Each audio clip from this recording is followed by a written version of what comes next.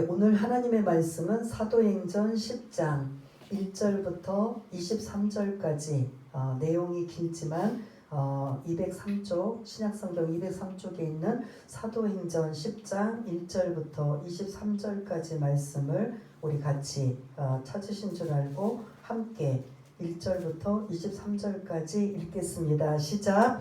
가이사라에 고넬료라 하는 사람이 있으니 이달리아 부데라 하는 군대의 백부장이라. 그가 경건하여 온 집안과 더불어 하나님을 경외하며 백성을 많이 구제하고 하나님께 항상 기도하더니 하루는 제9시쯤 되어 환상 중에 밝히 봄에 하나님의 사자가 들어와 이르되 고넬료야 하니 고넬료가 주목하여 보고 두려워 이르되 주여 무슨 일이니까? 천사가 이르되 내 기도와 구제가 하나님 앞에 상달되어 기억하신 바가 되었으니 내가 지금 사람들을 요빠에 보내어 베드로라 하는 시몬을 청하라. 그는 무두장이 시몬의 집에 유숙하니 그 집은 해변에 있다 하더라. 마침 말하던 천사가 떠나매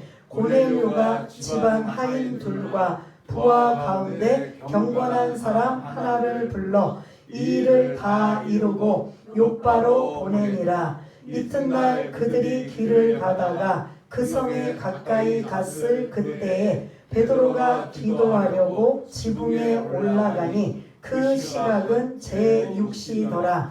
그가 시장하여 먹고자 하매 사람들이 준비할 때 황홀한 중에 하늘이 열리며 한 그릇이 내려오는 것을 보니 큰 보자기 같고 내 귀를 메어 땅에 들이웠더라. 그 안에는 땅에 있는 각종 네 발 가진 짐승과 기는 것과 공중에 나는 것들이 있더라.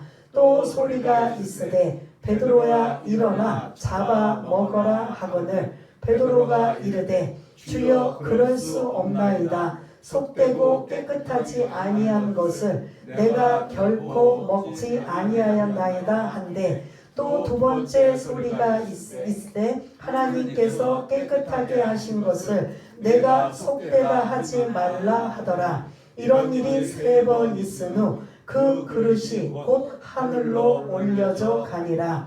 베드로가 본 바 환상이 무슨 뜻인지 속으로 의아해 하더니 마침 고넬료가 보낸 사람들이 시몬의 집을 찾아 문 밖에 서서 불러 묻되 베드로라 하는 시몬이 여기 유숙하느냐 하거늘 베드로가 그 환상에 대하여 생각할 때에 성령께서 그에게 말씀하시되 두 사람이 너를 찾으니 일어나 내려가 의심하지 말고 함께 가라. 내가 그들을 보내었느니라 하시니 베드로가 내려가 그 사람들을 보고 이르되 내가 곧 너희가 찾는 사람인데 너희가 무슨 일로 왔느냐? 그들이 대답하되 백부장 고넬료는 의인이요 하나님을 경외하는 사람이라. 유대 온 족속이 칭찬하더니 그가 거룩한 천사의 지시를 받아 당신을 그 집으로 청하여 말을 들으려 하느니라 한데 베드로가 불러들여 유숙하게 하니라. 아멘. 오늘 사도행전 10장 1절부터 23절까지는 사실은 11장의 내용에 연결되는 너무 길다 보니까 이제 좀 반으로 잘랐습니다. 그래서 그러한 이제 이야기를 나누려고 하는데요. 여러분들 편견이라는 거 좋은 용어 단어예요? 나쁜 단어예요? 편견. 예. 여기 계신 분들 거의 50년대, 60년대, 70년대를 한번 우리가 옛날 어린 시절로 돌아가 보자고요. 그 50년대, 60년대에 누가 우리 가족 중에 미국 사람하고 미국 사람하고 누가 결혼을 한다 하면 이해돼요, 안 돼요? 뭐 그럴 수도 있지 해요, 안 해요? 그때 당시로 돌아가면 집안 망신이에요. 근데 지금은 아무렇지도 않잖아요. 근데 그때는 뭐였어요? 편견이었었어요. 그때 만일 더군다나 미국 사람이 더군다나 얼굴이 뭐 이거 폄하시키는 건 아니지만 백인도 아니고 흑인이었다. 어느 날 갑자기 내 집에 남편 사위감으로 아니면 뭐 며느리감으로 그렇게 그 흑인을 결혼하겠다고 데리고 온다면 부모님들이 기절하지 않는 게 다행 아닙니까? 맞아요, 틀려요? 예? 그 당시에. 근데 지금은 세월이 너무 좋아져서 어때요?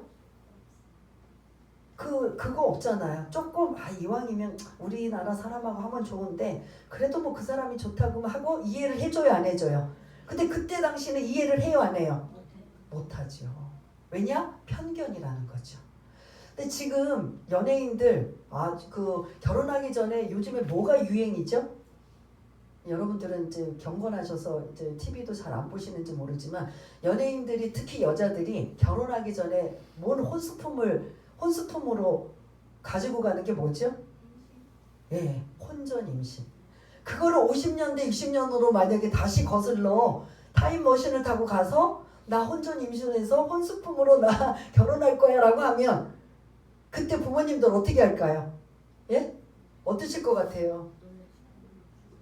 놀래는 정도예요. 이건 막 진짜 까무러치죠. 그리고 그게 동네 사람들에게 알려지면 그래요. 근데 지금은 아예 그냥 매체에다가 나 혼수품으로 준비되어 있습니다. 해요, 안 해요?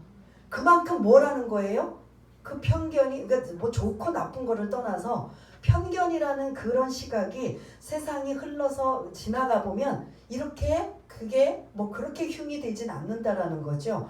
교회 안에서 볼까요? 처음에 교회가 우리나라 한국에 교회가 들어왔을 때 교회 안에서 우리가 이제 이전에도 아니 특성도 뭐 복음성가를 우리가 자주 이제 우리 마음에 더 이렇게 심금을 울리다 보니까 복음성가를 자주 불러요, 안 불러요?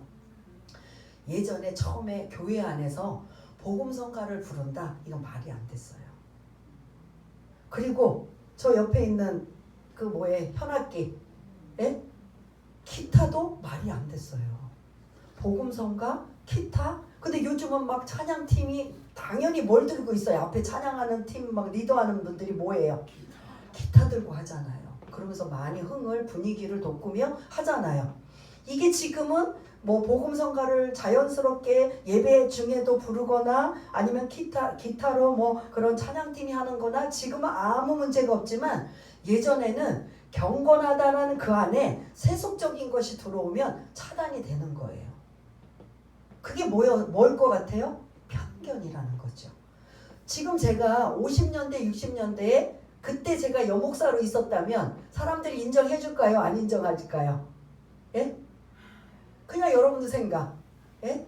지금 너무 세상이 좋으니까 저처럼 여자도 목사로 이 강단에 설 수가 있는 거지, 예전으로 거슬러 돌아가면 사실은 있었어요, 없었어요? 없었어요. 이게 다 뭐예요? 편견이라는 거죠.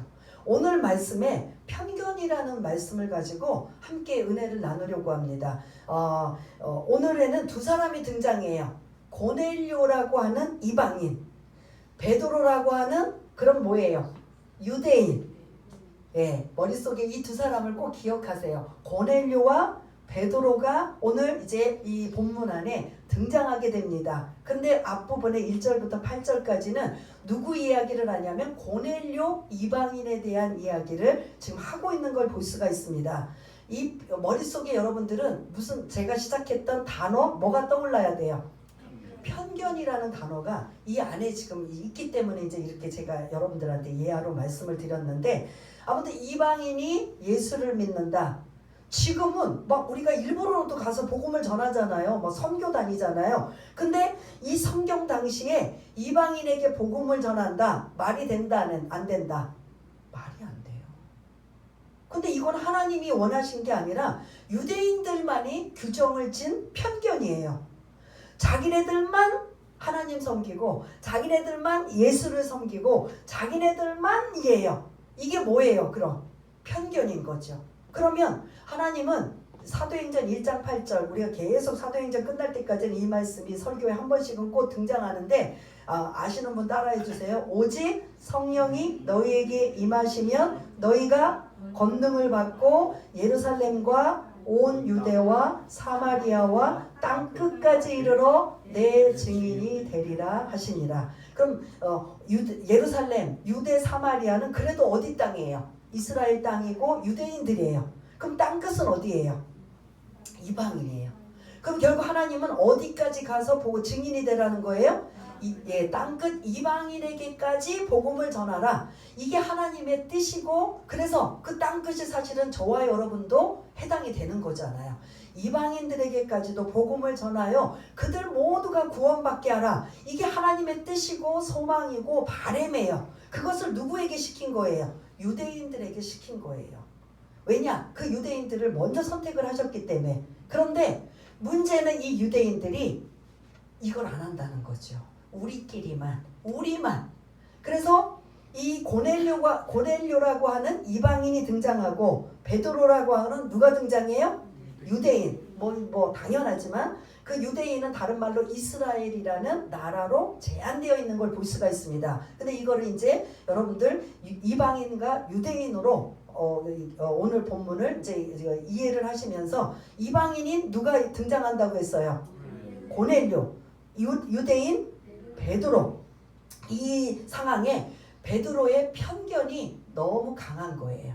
그 편견에 대한 이야기를 오늘 이제 실마리를 풀어 나가려고 합니다. 그러면 이방인인 그 고넬료를 1절과 2절을 띄워주시면 어떤 사람인가? 1절에 보니까 고넬료라고 하는 이방인은 어디 출신이에요? 예? 어디 출신? 이달리아. 지금으로 말하면 어디예요? 이탈리아? 로마. 이방인이에요. 그러면 유대인이에요? 이스라엘 사람이에요? 아니에요? 아니에요.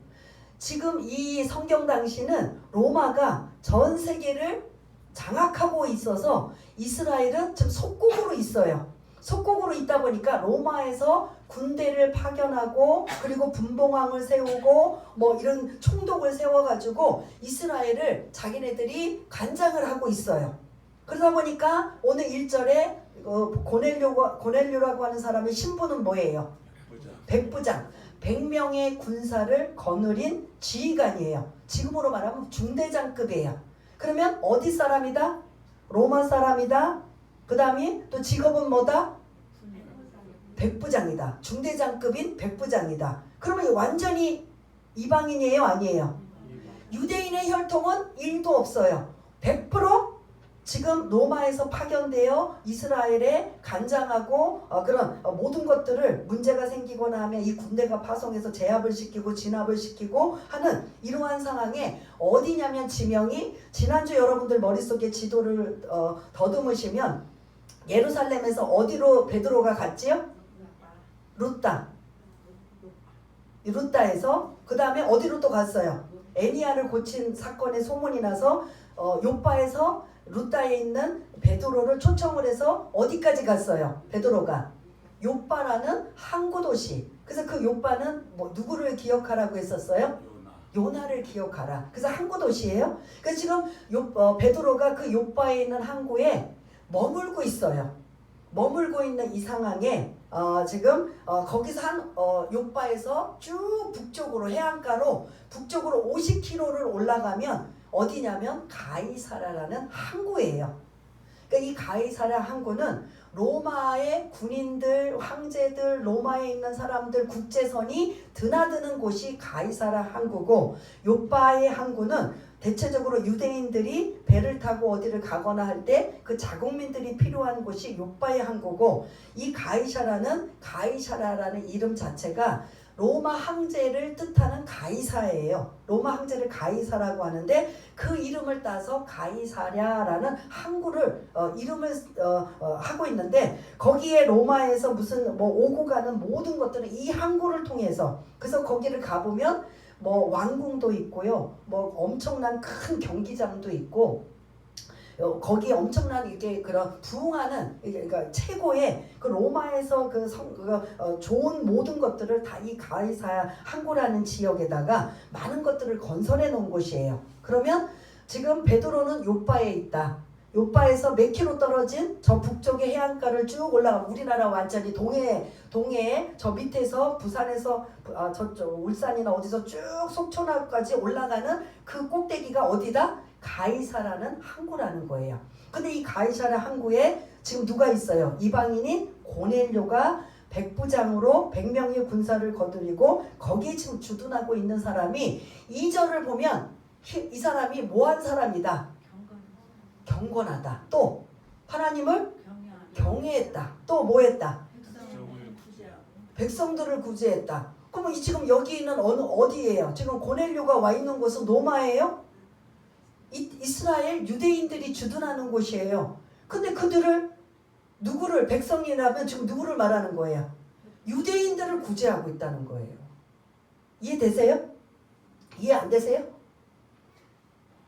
고넬료는 지금 어느 나라에 지금 파견되어 와 있다? 이스라엘이라는 나라 안에 가이사라 항구에 지금 주둔하고 있는 거예요. 우리 대한민국 안에 부산, 인천이 있는 것처럼 그 안에 지금 주둔하고 있는 거예요. 여차하면 진압하고 제압하고 여차하면 뭐 폭동이 일어나거나 뭐 여러 가지 상황에 군사를 나중에 동원시키면 여기서 이제 움직이는 거거든요. 마치 우리가 미팔군이 항상 어디에 있잖아요. 있어서 문제가 생기면 그 미팔군이 뭐 어떤 식으로라도 이제 도와주는 하는 상황처럼 지금 그거는 이제 미팔군은 도와주지만 여기는 장악하고 로마가 이 이스라엘을 장악하고 이 가이사라라는 항구에 와 있는데 고넬료를 2절에 보면 구제를 누구에게 한 거예요? 그럼 자기 백성이에요? 아니에요. 자기가 지금 정복자가 피정복자인 그 사람들의 어려움을 상황을 보고 뭐하고 있다? 이거 대단해요? 안 대단해요? 그리고 이 사람이 경건하여 하나님을 경외한다. 대단해요? 안 대단해요? 로마 사람이 누구를 믿는 거예요? 하나님을 믿어요. 그리고 항상 2절에 보니까 뭐하고 있다? 기도. 로마는 다 신교예요. 그래서 태양신부터 시작해서 뭐 온갖 잡신을 다 믿어요. 그런데 왜 이 고넬료라는 이 백부장은 그런 신들을 이미 오기 전에는 믿었을 텐데 와서 이스라엘에 와서 누구를 지금 믿고 있는 거예요? 유대교가 믿는 하나님을 믿는 거예요. 그러면 여기서 유대교는 제가 말씀드렸잖아요. 유대교와 기독교. 유대교는 뭐가 없어요?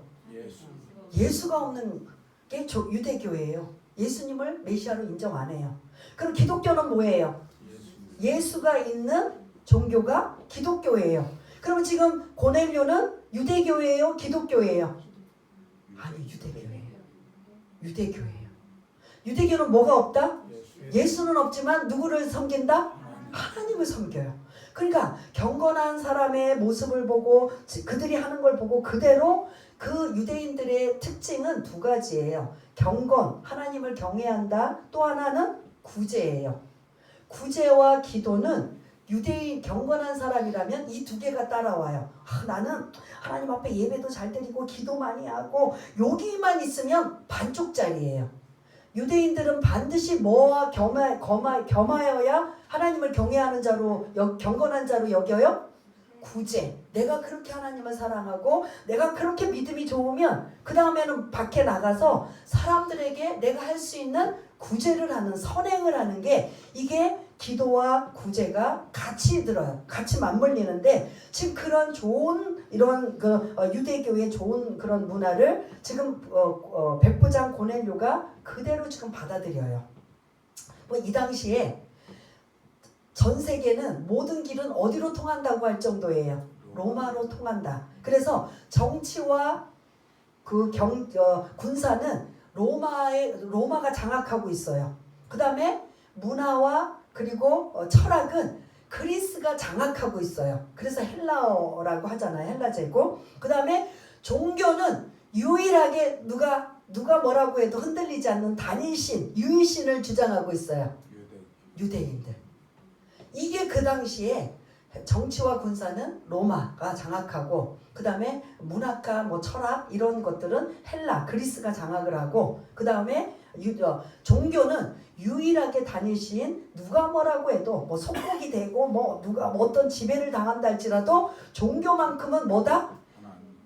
이스라엘이 그 당시에는 독보적이었어요.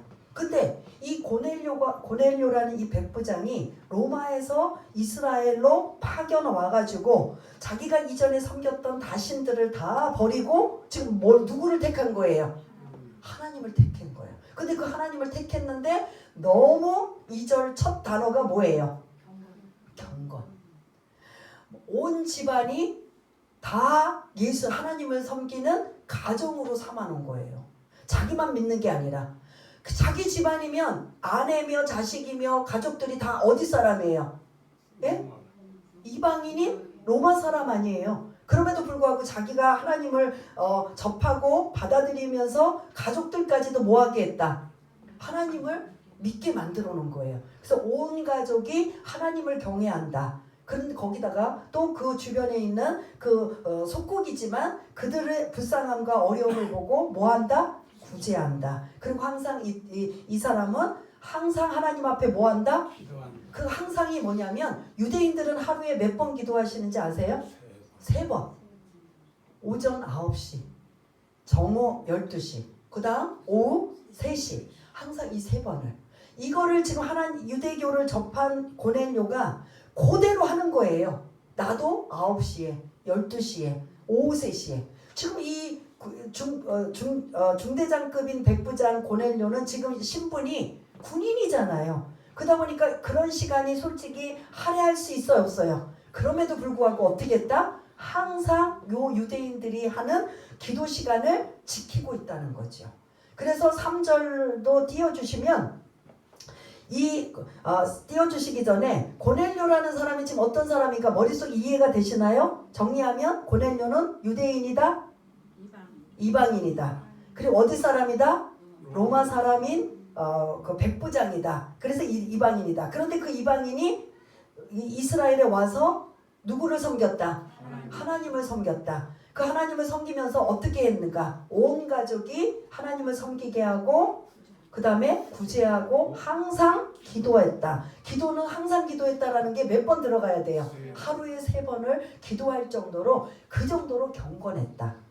이 사람이 그래서 3절부터 이제 넘어오면 이방인인 그 경건한 고넬료가 늘 하던 항상 기도하는 시간 3절에 보면은 몇 시쯤에 기도한다고 나와요? 9시는 성경에 나오는 9시는 우리식으로 한다면 6을 더해야 돼요. 시간대를. 그래서 그러면 몇 시가 돼요? 그러면 무슨 3시? 오전 오후 3시가 되는 거예요. 3절에 우리식으로 말하면 오후 3시쯤에 이는 늘 항상 기도하는 그 시간에 하나님 앞에 기도하는 거예요. 그랬더니 기도하는 중에 성령께서 역사하시는 고넬료야라고 지금 부르셔요. 3절 마지막에 보면 부르죠.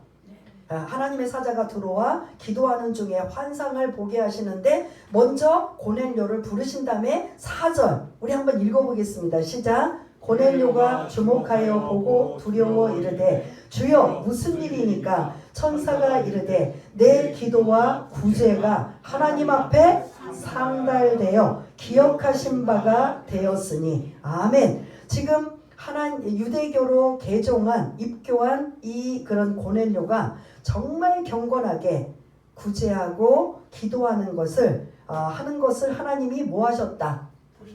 보셨다. 상달되었다. 상달이 올라갔다. 너의 구제가 하나님 앞에 올라갔고 마치 번제물이 올라가듯이 너의 기도가 하나님 앞에 어떻게 했다?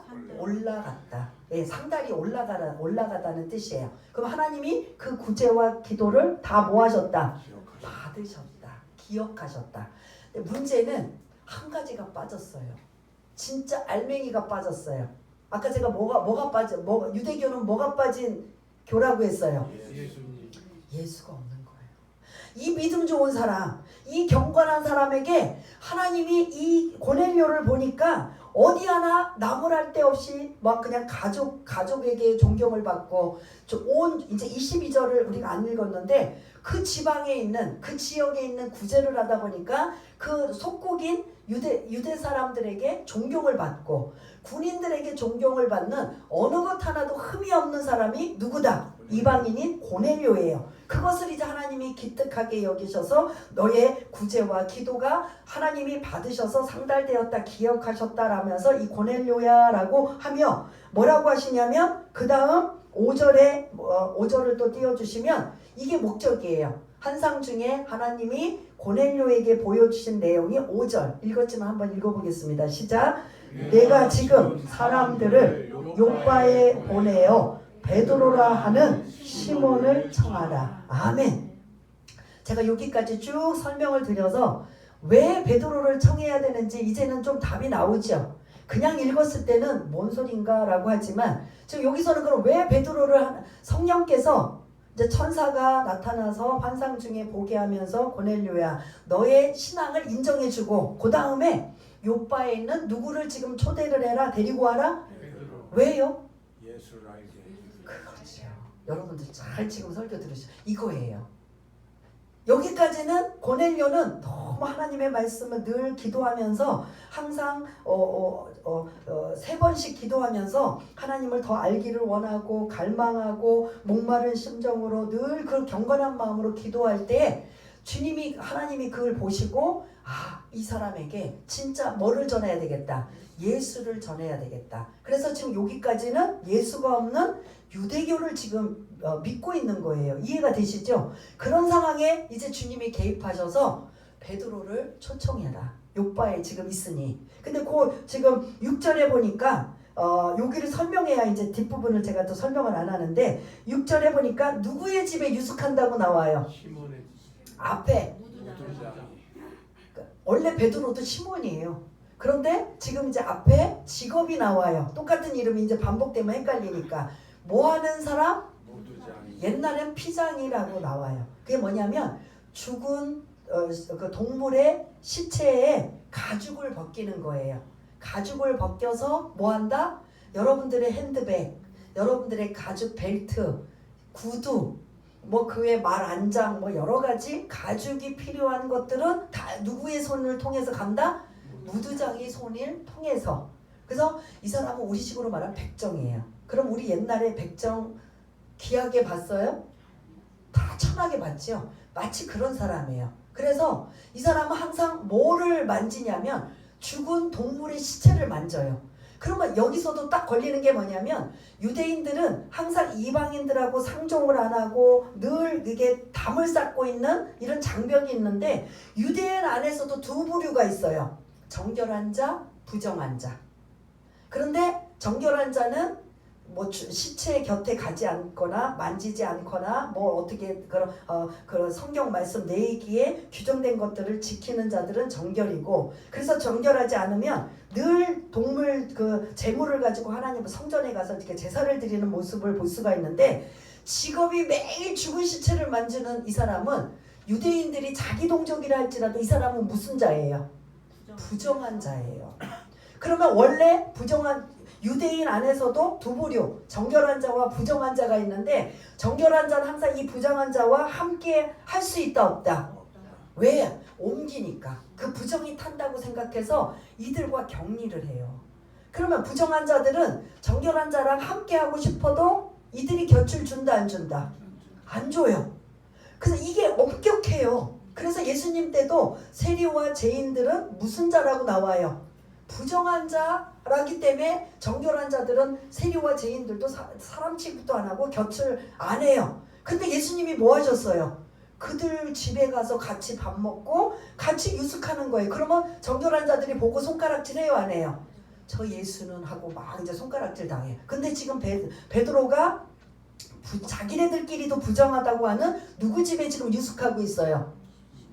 그러면 지금 베드로는 지금 많이 열려 있어요? 안 열려 있어요? 원래대로라면 베드로는 이 무두장이 시몬의 집에 가 있으면 안 돼요. 어디에 가 있어야 돼요? 이런 천한 직업, 그 죽은 매일 그 짐승의 시체를 만지는 이 사람이 아니라 일반 정결한 집에 유숙했어야 돼요. 그런데 지금 베드로는 누구 집에 있다? 유대인 안에서도 뭐라고 취급하는, 부정한 자라고 취급하는 이 무두장이 시몬의 집에서 유숙한다라고 하면 어느 정도 베드로가 이걸 열어놨다는 거죠. 그래 지금 누구든지 그러면 사도행전 2장 21절에 보면 누구든지 주의 이름을 부르는 자는 뭐하리라? 구원을 얻으리라. 누구든지는 제한이 있어요 없어요? 예? 누구든지. 이방인 제한 있어요 없어요? 이렇게 부정한 자 있어요 없어요? 누구든지 뭐만 부르면 예수의 이름을 부르면 구원을 얻는다. 이러한 것인데 지금 베드로는 유대인 안에서도 부정한 자들을 끌어안을 수 있는 이 표현력까지는 된 거예요. 근데 문제는 어디가 안 돼 있냐면 이방인들을 포용하고 받아들이는 것까지는 이게 안 돼 있는 거예요. 그러면 누구든지가 해당이 돼요 안 돼요? 말이 어폐가 있어요 없어요? 그래도 사도 베드로는 그 오순절 성령 강림 사건 이후에 사람들이 막 이상하다고 저것들 제정신 아니라고 할 때 설교하면서 2장 21절에 누구든지 주의 이름을 부르는 자는 구원을 얻으리라는 앞에 시작이 뭐였어요? 누구든지는 예외가 있어요 없어요? 그래서 유대인 안에 부정한 자들까지도 받아들여요. 예수 믿는다고 하면. 그래서 지금 무두장이 시몬의 집에 유숙하게 됐는데 이제 두 번째 베드로 이야기가 들어갑니다. 9절부터 좀 띄워주시면 이제 베드로가 지금 누구 집에 있다고 했어요? 원래 유대인들이 생각하는 부정한 자 무두장이 시몬의 집에 지금 유숙하고 있어요. 그런데 점심때 몇 시에 지금 9절에 보니까 마지막 부분에 몇 시에 제6시 거기다가 몇을 더하라고 했어요. 6을 더하면 몇 시요? 12시. 정오 12시에 지금 이 무두장이 시몬의 집 옥상으로 올라가서 지금 기도를 하는데 환상이 열려요.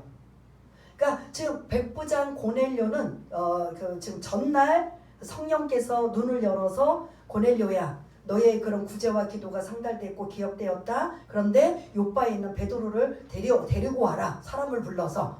이게 이제 전날 성령께서 하신 역사였다면 그 이튿날 그 베드로가 12시에 기도하려고 하는 중에 환상이 열려서 뭐냐면 큰 그 보자기 같은 것이 하늘에서 내려오는데 그 안에 뭐가 있냐면 짐승들이 들어있는 거예요.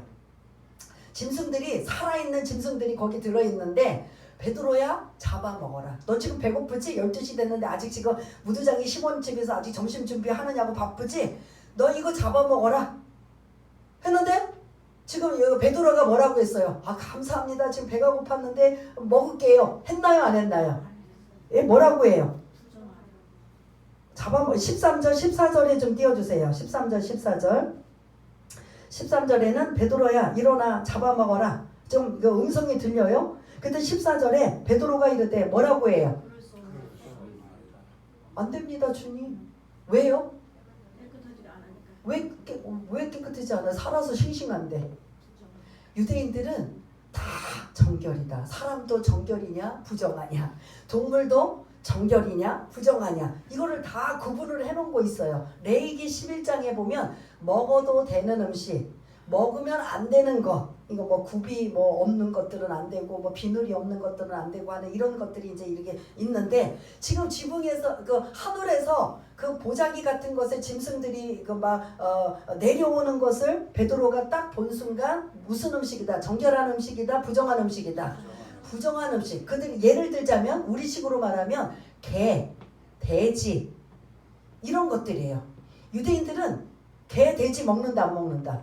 절대로 먹으면 안 되고 먹어서도 안 되고 먹으면 안 돼요. 왜냐? 부정하다고 생각하기 때문에.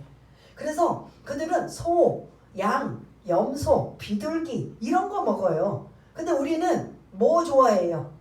돼지 좋아하잖아요. 그들이 보면 이해가 안 돼요. 그런데 마치 지금 기도하고 있는 중에 눈이 열려서 환상을 보고 있는데 그 보자기 같은 곳에 개와 돼지와 먹지 못하는, 그들이 먹으면 안 되는 이러한 것들이 지금 짐승들이 내려오는데 하나님 먹으라는 거예요. 그러니까 베드로가 아니 이거 우리가 레위기 11장에 규정되어 있는데 안 되지요. 주여 그럴 수 없나이다. 우리는 속되고 깨끗한 것만 먹지 먹을 수 없나이다. 15절 한번 띄워보세요. 그랬더니 두 번째 소리가 있어. 하나님이 말씀하셔요. 베드로가 못 먹겠다고 하니까. 그랬더니 15절에 또 두 번째 소리가 있으되 그 다음부터 뭐라고 해요? 하나님께서 깨끗하게 하신 것을 내가 속되다 하지 말라. 그래도 그럴 수 없나이다. 못 먹습니다. 하나님이 먹으라고 하는데 여러분 같으면 어떨 것 같아요? 하나님이 직접 계시해줘서 먹어라. 그럼 여러분 같으면 지금 부정해요. 근데 어떻게 할 거예요? 그래서 베드로처럼 우리는 못 먹습니다 하겠어요? 아니면 먹으라고 했는데 먹어야 됩니까? 여러분들이 돼지를 원래 부정한 걸 먹으니까 우리는 먹지. 만약 철저한 유대주의의 사고방식, 철저한 유대주의에 사는 사람이면 베드로처럼 대답할 수밖에 없어요.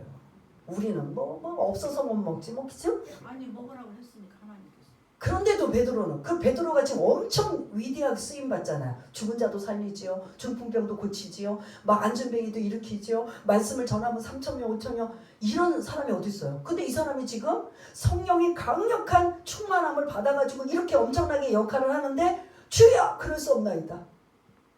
이건 그럼 왜 그런 거예요? 베드로는 우리 같은 사람도 아닌데 엄청나게 성령 충만하고 막 영이 막 그냥 밝고 막 한데 하나님의 명령을 지금 그럴 수 없나이다 지금 어겨요. 먹어. 몇 번이나? 3번이나. 내가 깨끗하다고 하는데 왜 너는 더럽다고 하느냐? 이게 지금 어떤 뜻인지 이해가 되시나요? 누구를 위한 뜻인지? 이방인들을 향한 하나님의 편견을 버리라는 소리예요. 이게 그 음식을. 그러니까 이제 그 3번이나 뭐 안 됩니다 주여 그럴 수 없습니다. 먹어. 내가 깨끗하고 한다는데 왜 내가 너 테스트하는 거 아니야. 진짜 먹어. 그럴 수 없습니다. 저 계속 부인해요. 우리 이럴 때 많지요. 하나님의 음성 들으면서 아니요 그거는 못해요. 아니요 저거는 안 돼요. 막 근데 완강하게 할 때가 있는데 지금 베드로가 그런 모습이에요. 그리고 17절을 띄워주시면 그렇게 환상을 보고 기도가 끝난 다음에 이 환상의 내용을 보고 베드로가 이해가 안 되는 거예요. 이게 도대체 하나님이 뭐 하려고 이 부정한 동물들을 보여주시고 잡아먹으라고 안 되는데 왜 자꾸 잡아먹어? 내가 깨끗하다고 하는데 너 왜 못 먹어? 먹어. 3번이나 그걸 똑같은 걸 지금 보여주셨다면 지금 이상하게 생각할까 안 할까요? 그래서 이상하게 깨웃깨웃하는데 바깥에서 소리가 나야 되는데 땅땅땅땅 하고 노크 소리가 나요. 누가 오고 있어요? 전날 고넬료가 부하들이나 아니면 하인이나 사람을 시켜서 누구 집으로? 욥바에 있는 베드로를 데려와라. 그럼 지금 욥바에 베드로가 있는 곳에 당도했는데 당도하기 직전에 베드로는 뭘 보았어요? 환상을 본 거예요. 그래서 이해가 안 돼서 깨웃깨웃거리고 도대체 이게 뭘 하나님이 뜻하는 건지 막 이렇게 이해가 안 됐는데 땅땅땅 두드리고 그들이 욥바에서 가이사라에서 백부장 고넬료의 부하들이 와서 지금 그 베드로 선생을 모시러 왔습니다 하는 이 소리에 그가 알게 된 거죠. 그래서 19절 20절을 이제 이게 핵심이에요. 19절 20절에 베드로의 편견을 깨버리는 내용이 19절 20절입니다. 함께 우리 읽었지만 읽어보겠습니다. 시작. 베드로가 그 환상에 대하여 생각할 때에 성령께서 그에게 말씀하시되 두 사람이 너를 찾으니 일어나 내려가 의심하지 말고 함께 가라. 내가 그들을 보내었느니라 하시니. 아멘. 그럼 여기서 가야 돼요? 안 가야 돼요? 근데 이 집이 지금 어디예요? 아니 지금 가야 되는 곳이 어디예요? 누구 집이에요? 그 앞에 수식어를 붙여야지. 누구? 아니요. 이방인 집으로 혹시 가라는 거예요. 이 환상을 보지 않았으면 베드로는 갔다 안 갔다?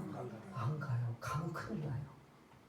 이게 하나님이 그렇게 구별해 놓으신 게 아니라 너희들이 선택된 민족이고 선택된 백성이면 세상 사람들과 구별되게 살아라. 그래서 너희들이 구별되게 살아야 되는데 그들의 우상을 섬기고 그들의 세속적인 것들을 담지 말아라. 그러다 보니까 이 유대인들 이스라엘 백성들은 어떻게 되냐면 그거를 안 따르고 안 닮으려면 이들을 완전히 격리해야 된다고 생각한 거예요. 어느 순간 그거를 율법으로 만들고 격리로 만들어서 유대인, 이방인, 이스라엘 그리고 그 외에 나머지는 다 누구다? 이방인들이에요. 우리도 이방인이고. 그래서 유대인들은 자기네끼리 그리고 유대인 안에도 또 두 부류가 있다고 했죠. 정결한 자와 부정한 자, 정결한 뭐 짐승, 부정한 짐승, 다 정결 부정. 그래서 그 부정한 것을 해결하기 위해서 제사를 계속 드리는 거잖아요. 그런 것처럼 유대인들은 그래서 이방인을 배척하고 그리고 담을 쌓고 장벽을 세우고 그래서 이방인과 함께하고 이방인의 집에 가서도 안 되고 이방인과 식사해서도 안 되고 이방인과 뭐를 해서도 안 돼요. 지금도 이스라엘 가서 정통 유대인 납비들 뭐 어린아이들 있으면 이방인들이 뭐 우리가 뭐 길을 물어보거나 뭐 돌을 던지든가 외면해 버려요. 부정 탄다고. 지금도 그런 일부의 부류가 있대요. 뭐 아직은 저는 뭐 경험해 보진 않았지만 이 정도로 유대인에 한해 제한되어 있는 이방인의 편견 생각이 엄청나요. 여러분들 아까 그 보자기에는 부정한 거 먹을 수 있지요라고 했는데 진짜 그 유대인의 사고는 먹으면 안 되는 거예요. 아무리 하나님이 음성을 들려줘도. 그런데 하나님은 이게 강력하게 말씀하시면서 그 안에 담겨져 있는 내용이 어디까지 예수를 전하라? 이방인에게까지 예수를 전하라. 근데 여기서 설명드리기 전에 예루살렘 교회가 핍박이 있었어요, 없었어요? 있으니까 사도회에 다들 어떻게 됐어요? 36개 주례랑에서 막 여기 막 북쪽으로 남쪽으로 막 유대로 사마리아로 다 흩어졌잖아요. 그 사람들이 흩어져서 뭐 했어요? 그들이 막 뜨겁고 열정을 가지고 예수를 전해요. 누구에게? No. 요거를 지금 흩어져 있는 유대인들에게, 유대교 출신들에게 기독교를 전하는 거예요. 예수를 전하는 거예요. 그 흩어진 예루살렘에 사람들이 얼마나 많았어요. 3,000명, 5,000명, 뭐 그 외에도 그 많은 사람들이 막 그냥 사울이 핍박을 하니까 막 다 도망가서 막 저 북쪽으로 뭐 아니면 유대로 사마리아로 다 갔을 때 거기에 다 누구에게 복음을 전하느냐? 이방인이 아니에요. 그 흩어져 있는 유대교 출신, 예수를 안 믿고 예수를 거부하는 유대교 출신들에게, 유대인들에게 복음을 전한 거였어요. 이 베드로도 지금 여기 고넬료 집을 이제 오늘은 방문하기 전이에요. 방문하기 전까지의 배경에 대한 설명이고, 다음은 그러면 고넬료와 베드로의 만남이 이루어져요. 근데 오늘은 이제 거기까지가 아니에요. 오늘 23장이나 그 마치 연속극처럼 연결되어 있어요. 다음 주를 기대하시라 개봉박두근데요. 앞에 베드로도 다니면서 사실은 어디만 다니느냐? 유대교회 교인들, 흩어져 있는 유대교인들 아니면 그들이 복음을 전하여 그리스도인이 된 사람들만 돌아다니면서 순회하고 관리하고 감독하고 은혜를 도와주는 거예요. 그러면 오늘 이 환상을 보기 전에 베드로도 이방인에 대한 편견과 생각을 가지고 있었다, 없었다? 엄청나게 가지고 있었다는 거죠. 그게 아주 그냥 뼛속에 아주 깊이 자리 잡고 있는 거예요. 절대 이방인에게 허용하거나 용납하거나 함께하거나 이게 말도 안 되는 상황인 거예요. 그런 상황에 하나님이 하나하나 이 베드로의 마음을 움직이시고 깨닫게 해주셔서 그 속된 부정한 짐승을 보게 하신 거예요. 먹어라. 주여 그럴 수 없나이다. 하나님 그걸 다른 말로 하면 너 이제 부정한 자들 이방인에게까지도 복음을 전해야 돼. 저 그럴 수 없습니다. 못 전합니다. 하나님이 전하라고 하는데 못 전합니다. 이걸 다른 말로 해석을 하면 해야 돼. 아니야 못해요. 못해요. 이걸 몇 번? 3번이나 한 다음에 똑똑똑 누가 찾아와요? 이방인이 지금 요바에 있는 베드로 집을 좀 노크를 했는데 그 사람들이 지금 뭐다? 이방인들이 온 거예요. 이 환상이 지금 보여주신 게 이거구나. 그런데 여기서만 해석하는 게 아니라 성령께서 계속 말씀하시잖아요. 일어나 함께 가라. 내가 그들을 너한테 보낸 것이다. 그러니 아무 걱정하지 말고 누구에게로 가라? 고넬료 이방인의 집에 가이사라로 가라예요. 그러니까 이제 오후 됐고 점심시간 됐으니까 식사 대접하고 뭐하고 하니까 오늘 이제 먼 길이니까 50km니까 걸어서 가든 뭐 어떤 식으로 가든 지금처럼 교통수단이 없다 보니까 이제 자고 그 이튿날 이제 우리가 다음 주에 나눌 이야기는 이제 베드로가 고넬료에서 온 사람들과 함께 그 이튿날 출발합니다. 어디로? 가이사라로. 누구네 집으로? 고넬료 집으로. 이게 지금 그게 뭐가 그렇게 중요한데 저렇게 그냥 침을 튀면서 얘기하실까? 여러분 아까 말씀드렸잖아요. 우리 50년대 60년대 흑인이 어느 날 며느리로 사이로 맞아들인다고 하면 그래 기다렸어 해요 안 해요? 솔직히 그들이 결혼한다고 해도 안 보고 사는 부모들이 많아요 안 많아요? 나는 내 눈에 흙이 들어오든 안 볼란다 해요 안 해요? 그냥 뭐 반대해도 자기네끼리 한다 그러면 어쩔 수 없지만 그러면 너희들은 하지만 이제 너와 나는 뭐 한다? 끝나자 이러잖아요. 예를 들어서 혼전 임신 지금은 뭐 그게 뭐 흉도 안 되고 오히려 뭐 축하할 일로 바뀌어졌지만 50년대 60년대 혼전 임신을 해서 아주 당당하게 나 혼수품으로 준비했습니다라고 한다면 어느 부모가 와 잘했어 하는 사람 있어요 없어요? 창피하고 망신살스럽고 누가 할까? 겁나요 안 겁나요? 그런 상황보다도 더 심한 게 유대인이 이방을 향한 복음 전하는 거예요. 그런데 누구든지라면 그 안에도 이방인이 들어가요 안 들어가요? 그런데 베드로도 그 유대인 안에 부정한 자도 흡수해주는 요 정도가 누구든지지 그 누구든지의 그 범위가 이방인에게까지 학대가 될 줄은 누가 알았겠냐는 거예요. 근데 그걸 이제 하나님이 설득을 시키고 또 환상을 보게 하시면서 하나님의 계획과 뜻과 소망은 이방인들에게까지도 복음을 전하게 하시는 하나님의 의도라는 걸 안 다음에 베드로는 그때 이제 그럴 수 없느니라 하고 3번이나 했지만 이제는 뭐 한다? 순종하고 가이사라라는 50km 되는 그 지점을 이제 그 사람들과 함께 고넬료 집으로 향하는 내용이 이제 우리가 24절 이후에 나오는 내용들이에요. 거기서 엄청난 놀라운 일. 오늘은 서론적이고 고넬료는 이방인이고 베드로는 유대인으로 유대인이 이방인을 향한 편견이 얼마나 심하고 강한지 이건 말할 수 없다라는 걸 제가 좀 어떻게 보면 약하게 표현한 거예요. 이건 말이 안 돼요. 이건 큰일 날 일이에요. 이방인과 접촉하고 식사를 하고 뭐 머물고 말도 안 되는 일이에요. 근데 그거를 이제 누가 그 당시 기독교의 수장인 누구를 통해? 베드로를 통해 길을 트게 하는 거예요. 그러면 다른 사람도 그런 앞에서 한 것을 보고 할 수 있다 없다?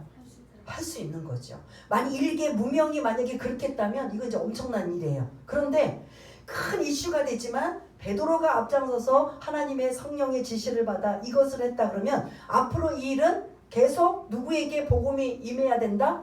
이방인들. 그래서 원래 이방인을 복음을 전하는 주축은 13장에 누구로 임하냐면 사도 바울이 이제 시작이 합니다. 이방인의 사도로 부름받았잖아요. 그런데 그뿐만 아니라 예루살렘 안에 주둔하고 있는 모든 사람들도 이 생각의 틀, 장벽, 이 편견을 뭐하기 위해?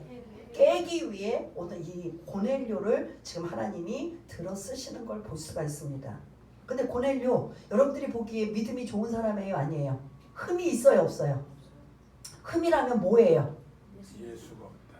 아 그거는 이 사람이 모르니까 이방인이라는 거.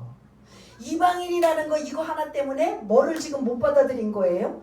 예수님을 못 받아들인 거예요. 근데 그거를 사람을 통해서 직접 뭐 예수 믿으세요라고 하기보다 하나님이 직접 위에서 고넬료에게 베드로에게 똑같이 성령께서 역사하시면서 베드로가 누구를 만나게 해서 고넬료를 만나게 해서 누구를 만나게? 예수를 만나게 하는 이 엄청난 역사. 그러니까 지금 계속 고넬료에게 베드로에게 누가 일을 하셔요? 성령께서.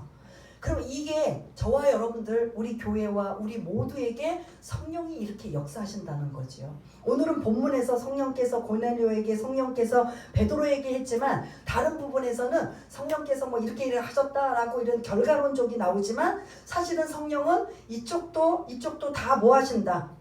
일하고 계신다라는 거. 성령이 그래서 그 일하심을 성령의 역사라고 표현하고 있다라는 거죠.